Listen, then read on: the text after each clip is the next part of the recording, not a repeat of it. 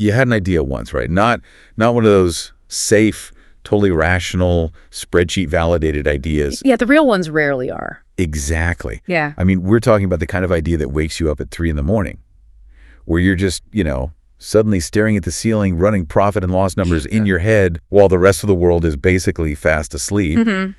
And everyone around you, your friends, your colleagues, they probably thought it was interesting.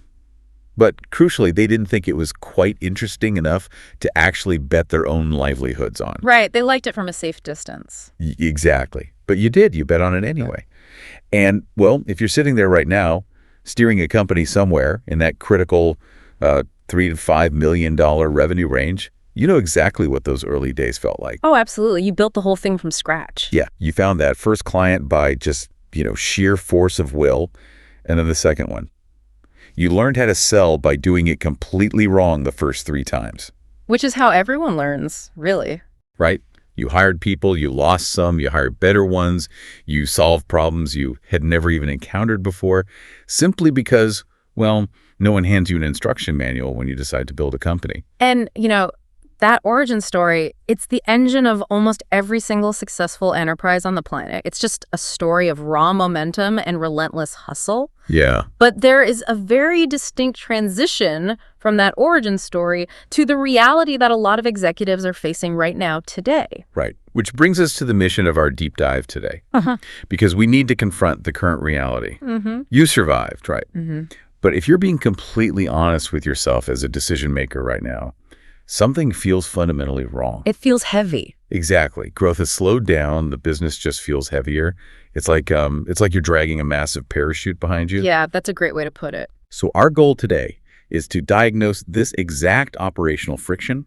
We're going to deconstruct piece by piece why the very instincts that built your business, the ones that saved you in those early days, are now the exact things holding you back. And more importantly, how to fundamentally restructure your view of the organization. I want to set a very clear baseline right from the start here, though, because we really need to look at this without all the usual executive guilt. Oh, yeah, the guilt is real. It's so real. But the friction you're feeling, the sleepless weekends where you're still glued to your phone, the chaotic internal systems, these are not symptoms of failure. Wait, really? Because it definitely feels like failure to a lot of people. It feels like it, but I cannot stress this enough. They are the definitive textbook symptoms of a business that succeeded. You didn't fail, you simply outgrew your original architecture. Wow, okay. Yeah, what you're experiencing is the agonizing stretching of a structural foundation that was just never engineered to hold the weight it's currently bearing. Okay, let's unpack this. Let's unpack that stretching, because it brings us right to the paradox of success, specifically hitting that $3 to $5 million wall. Right. You reach this revenue tier, and the product is no longer a bet. It clearly resonates. Sales aren't the sole terrifying dependency anymore. Right. You've got product market fit. Exactly. Right. You probably took double-digit growth for granted for years. And now it's quietly eroding. It's just slipping through your fingers. But I have to push back on this premise just a little bit out of the gate. Sure. If the product is proven, right, and the market clearly wants it, shouldn't a proven product make scaling easier, not harder? I mean, doesn't the sheer demand sort of solve the hardest part of the equation? What's fascinating here is that it solves the revenue problem, but it creates a massive complexity problem. The product is absolutely not the issue. Your product is great. The issue is the delivery mechanism. I mean, let's look at the math of scaling. When you're small, growth is basically driven by sheer force of will. If a client needs something by Friday, you stay up until 2 a.m. on Thursday to make it happen. You just muscle through it. Exactly. You muscle your way through the operational gaps. But at this specific revenue tier, the underlying mechanics of the business change fundamentally. The math of complexity is nonlinear. Right. Going from 10 clients to 50 clients, it doesn't just mean 5 times the work. It means exponentially more communication lines, Okay. Exponentially more handoffs between departments, and exponentially more room for error. Yeah, that makes sense. The organization just becomes too complex for one person's sheer will to bridge the gaps. You can't bend time and space for 50 clients the way you could for 5. It's like you built a wildly successful pop-up restaurant, right? Oh, I like that. Yeah, you've got this amazing 2-burner stove, and when it was just a pop-up, you were cooking these incredible meals, handing them right to the customers. But now you're trying to serve a 500-seat banquet using the exact same two-burner stove. You're just running back and forth, sweating, dropping plates. That is a perfect visualization. You're trying to push massive demand through an operational pipeline that was designed for half its current size, half the complexity, half the demands. Yeah. It's holding together, sure, but it was never built for this stage. And to understand why the two-burner stove is failing, we really have to look at the fuel you used to get here. Right, the fuel. Yeah. Which brings us to those calculated bets you made in the early days. Exactly. Because early growth, it required a very specific type of courage. It required you to say yes when you probably honestly should have said no. Oh, yeah. It required you to commit to a deadline before you were entirely ready. It meant promising delivery of some feature or service before your internal capability was even fully in place. It's that classic startup move, right? Like, sure, we can integrate our software with your 10-year-old legacy system, no problem. And then you hang up the phone and you're just scrambling to find someone on your engineering team who even knows what that legacy system is. Exactly. And look, these were not reckless choices at the time. I mean, they were strategic bets. You needed the revenue. You needed that anchor client logo on your website. You needed the momentum. And most of them paid off. Right, they paid off. You survived. But what happens when an organization accumulates the massive cumulative cost of all those overcommitments? It's basically a form of debt, isn't it? Yes. Not financial debt, but like operational debt. It is entirely operational debt. And the carrying cost on that debt is exactly what crushes your margins at the $5 million mark. Wow. Because, let's look at what that actually looks like on a random Tuesday afternoon. Projects are just constantly running late, and not just one or two bad apples, but as a systemic, predictable issue. Yeah. And so the margins compress. But here's the really critical insight from our sources. They aren't compressing because the broader market turned or because your competitors slashed their prices. Wait, then why are they compressing? They're compressing because the cost of delivery just keeps rising in these inexplicable ways. You find yourself having to throw more bodies at a problem just to get it out the door. Ah, right. You've probably tried to restructure the org chart a couple of times, right? Moved some managers around. But none of it fixed the root cause. Well, why doesn't it fix it? If I see my margins compressing and I restructure my delivery team to be more efficient, why does that operational debt still drag us down? Because restructuring an org chart doesn't fix a deeply ingrained culture of overcommitment. Think about your leadership team right now. They were probably the same people who helped you build the company. Yeah, mostly. They were rewarded and promoted based on their ability to fake it till you make it. They're heroes, right? Yeah. They fight fires. So how do you suddenly reprogram them to prioritize boring operational discipline and actually say no to a paying client? That is such a hard pivot. It's incredibly hard. Yeah. If those calculated bets, right, if they save the company early on, at what exact moment do they become toxic? Because there's serious irony here. The very bravery that built the company is now actively destroying its profit margins. Exactly. And the toxicity sets in when the company is so burdened by the debt of overcommitment that everything just starts to break. And when things break, there's really only one person everyone looks to, right? Yep. You, the CEO, the founder, which leads directly to the bottleneck at the top. Right. Let's get into this bottleneck, because the daily reality of a founder at this stage is just stark. You cannot step away for a week. Honestly, you probably can't even step away for a long weekend without checking your phone constantly. No, you're always on. Right. Because without formal, agreed-upon processes, every single situation that requires even an ounce of judgment just reverts back to you. You are the bottleneck. And that completely changes what a win feels like, because there are no pure wins anymore. Yeah, it's never just good news. Exactly. A closed deal instantly brings a missed deadline somewhere else. A new client brings an escalation from an old one. And because of this, the organization around you becomes incredibly passive. Passive. How so? Well, you have A players, right? You hired smart, driven people. But they are surrounded by this slow, waiting organization. They have to wait for you to make the call. Right. And consequently, the speed of your business starts to reflect the average, not your best people. We call it the speed of average. The speed of average. Yeah. So let me just extrapolate a bit here. Imagine one of your A players is sprinting with a baton, right? They run a phenomenal sprint, they reach the handoff zone, but then they have to just stand there. Exactly. They have to wait a week for you, the CEO, to manually approve the handoff to a department that was literally never designed to work with them.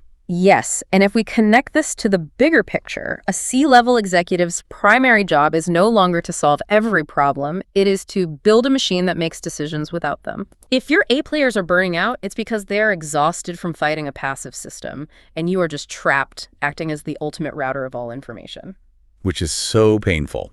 And when CEOs finally realize they are that bottleneck, their very first instinct is usually to just reach for their wallets. Well, 100%. You have revenue now, so you try to buy your way out of the friction. You look for a magical tech solution to speed things up. But our sources issue a massive blinking red warning about this exact reflex. They really do, because revenue solved your budget problem. You invested in tools. Yeah. And each purchase was probably a totally rational response to a specific pain point. Right, you need a CRM, you buy a CRM. Exactly. But the result, you just get expensive chaos with a really beautiful interface. The text explicitly warns us here. Automation does not fix a broken process. It scales it. Here's where it gets really interesting, especially right now with the whole AI boom. Absolutely. There is this dangerous belief that technology, whether it's AI, automation, advanced software, that it can somehow replace fundamental project management. The tools promise speed because you're short on time, but they just become this optical illusion for actual structure. I mean, why are we so desperate to believe that a $50 a month AI subscription is going to fix a foundational management crisis? Because it's easy. It's a dopamine hit. You buy the software and you feel like you did something. But automation is just an amplifier. Right. If your underlying project management is totally chaotic, AI just helps you execute that chaos much, much faster. It automates your mistakes. So AI won't replace project management. No, not at all. It can't. The sources note this perfectly. People eventually resist the new tools. They build their own rogue systems on the side, and then those expensive integrations inevitably break during updates. Oh, the life cycle of tools. Yeah. Enthusiasm, erosion, abandonment. Exactly. And the staggering realization from the text is that eventually you sit down and calculate that the cost of integrating all this software actually exceeded the salary of the human project manager it was supposed to replace. Oh, wow.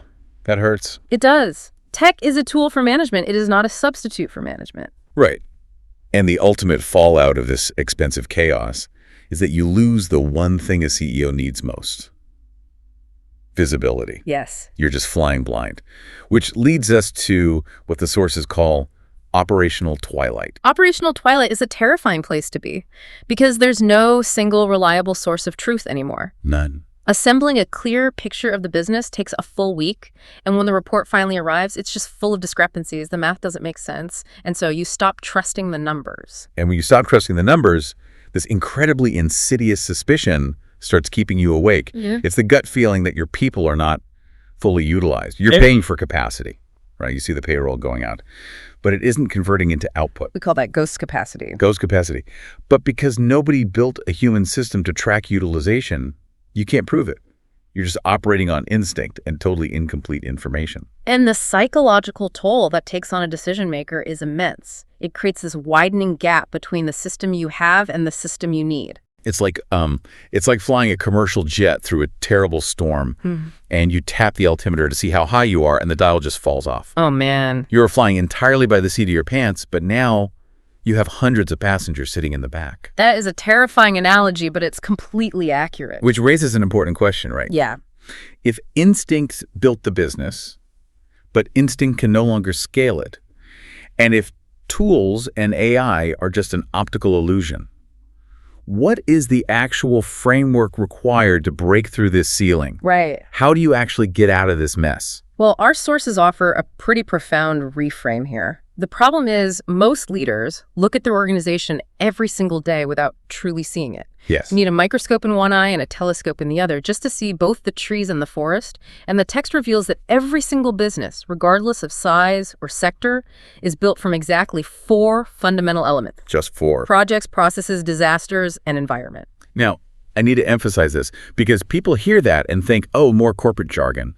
All right, it sounds like buzzwords. It does, but these are not management categories. They are the actual physical substance of organizational life. Yeah. The work you do every day is made of nothing else. You can't just slap a new methodology on top of it. No, you cannot implement a new framework on top of your current mess and expect it to work. You have to see what your organization is actually made of. Right. For example, if you treat every single client request, like a custom project, because of your old habit of making calculated bets, you'll never scale. Projects are heavy. Yeah. You have to convert them into processes standard, repeatable loops. And you need actual humans to manage that transition, not just software. And what about disasters and environment? Disasters are inevitable. A server crashes, an employee quits. If you're running at 100% capacity all the time, a disaster breaks the whole system. You need structural buffers. Right. And environment is your culture. If your culture punishes honesty, people will hide their mistakes and your processes will fail anyway. So what does this all mean for the listener, the person sitting in their car or at their desk right now? It means you have to shift your entire focus from how individual people perform to organizational productivity, how the organization performs as a single unit. Yep. It means, honestly, forgiving yourself for the chaotic growth story you're currently standing in. You did what you had to do. But recognizing that the architecture must change. Yes. Realizing that rigorous human project management, actually managing projects and processes, is the only way to scale. Automation won't save you. AI won't save you. Structural clarity will. Exactly. So just to recap the journey we took today, we started with a hangover of those calculated bets, right? Yeah. And how they led to the bottleneck of founder judgment. We looked at the optical illusion of automation and why AI isn't going to replace your project managers.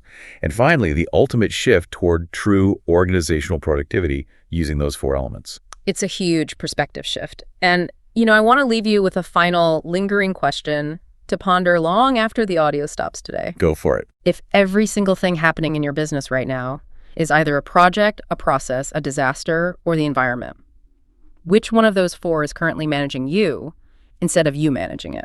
Oof. That is the question. Thank you all for joining this deep dive into the sources. We really encourage you to step back, look at your organization with fresh eyes, and start building the structure your success actually deserves.